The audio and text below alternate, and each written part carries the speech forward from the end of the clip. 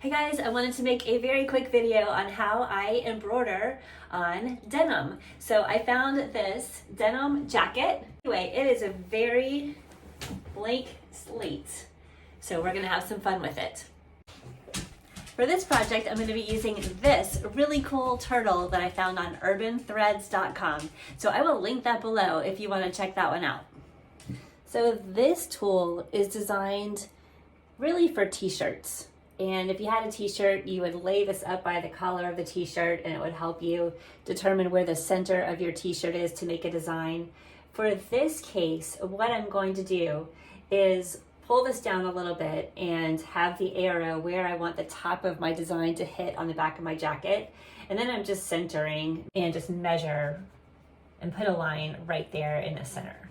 Now everyone's gonna have their own way of finding the center of what you want to embroider. So, please share your ideas in the comments here because this is just the way that I'm gonna do it for now. Sometimes I've just gotten a ruler out and found it that way. Sometimes I've just eyeballed it too if it wasn't a design that needed to be specifically in the center of what I'm making. One thing I noticed with this denim is there is quite a bit of stretch to this denim fabric. Because of that, I don't want to risk it puckering with the embroidery design, so I decided to go with a heavier weight tearaway. So you can see this is a heavier weight one. It's pretty thick paper, as opposed to the medium weight tearaway, and you can see that on the camera that that's thinner.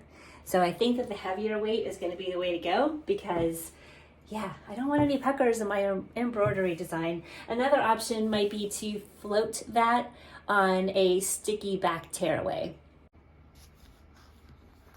So I've got the machine on. I just changed the needle.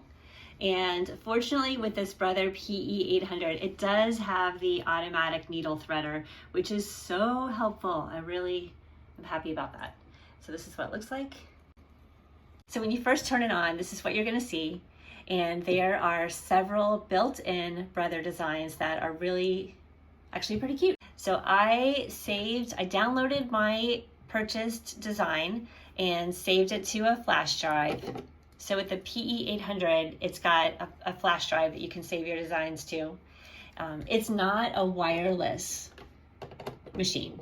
Some of the newer models that Brother has, like the PE 900, and do have the wireless capabilities that can use their Artspira software.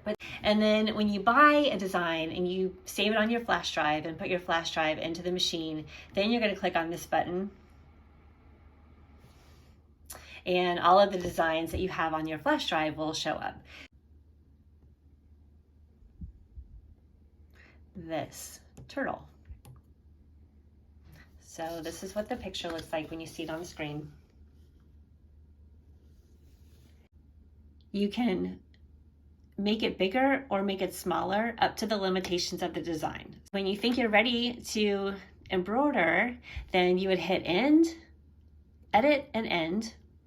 One thing you do want to do on your fabric is this little arrow button that goes all the way around. If you hit it, and I'm going to come over here to my jacket.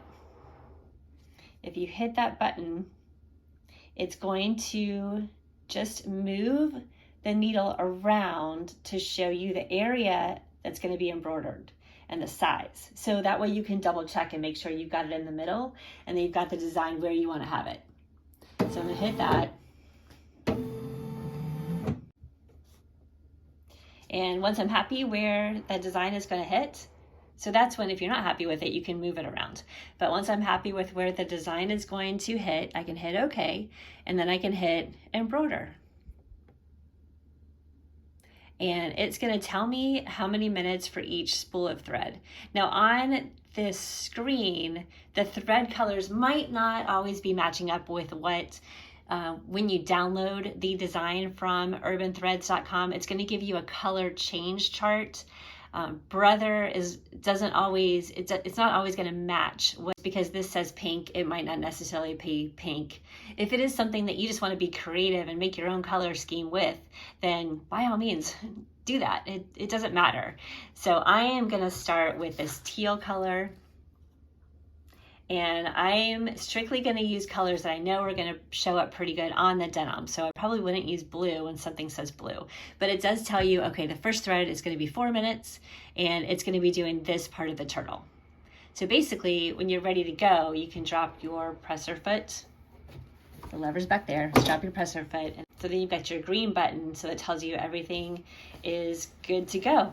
Last thing you want to absolutely do if you're working with something that's big is check up underneath everywhere and make sure that there is not any other fabric that is stuck up underneath the hoop or anywhere that is in the way, because you don't want that extra fabric to get accidentally embroidered into your design, because that's impossible to get out.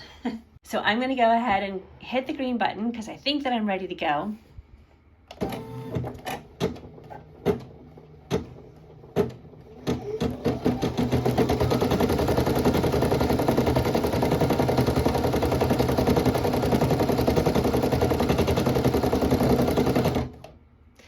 And with that portion, I'm going to walk away from it for a little while, so I'm going to stop the recording too, but I will come back when it's time to change the thread so I can show you what that looks like. So stay tuned. All right, the first color is done. What I like to do is if I see any jump stitches or starting stitches that are sticking up, go ahead and cut them off. You don't have to, but I think it makes it easier at the end. So that color is done and it looks great. So for the second thread, I'm using an orange and it says it's going to take 3 minutes. So what I'm going to do is just start it for a few minutes and then continue the design. And I'll just show you the design when it's all done instead of showing you every thread changed, because that could be kind of boring. My turtle is done and I could not be more happy with the way that it turned out. He's so cute. So when you are done with your design, don't unhoop it right away. Go ahead and take your scissors and cut out any of the jump stitches that are lingering in there. It's a lot easier to do it while it's on the hoop than if you were to take it off the hoop and try to do it. The other thing is on the back, you can take some of the jump stitches off of that too if you just want to, just to make it look nicer. It actually looks pretty cute in the back. So let me do that and I'll be right back with you. All right, I've taken the hoop off and I'm just gonna rip the stabilizer off the back of it. For this one, it's ripping off really easy, so I don't have to cut anything, which makes it kind of nice. So this is what the inside looks like. Now, if you were just gonna keep this for yourself and wear it for yourself and you don't really care, you can leave it as is. If you are gonna give this to somebody else and you want to make it softer or make the inside look nicer, you can always take a piece of quilted cotton or cotton and maybe just baste around the edge or hand stitch it over here just to cover it up. That's up to you. Personal preference, you know, it looks perfectly fine to me as is, but some people do like to cover that up if it's gonna be on bare skin or something and be itchy.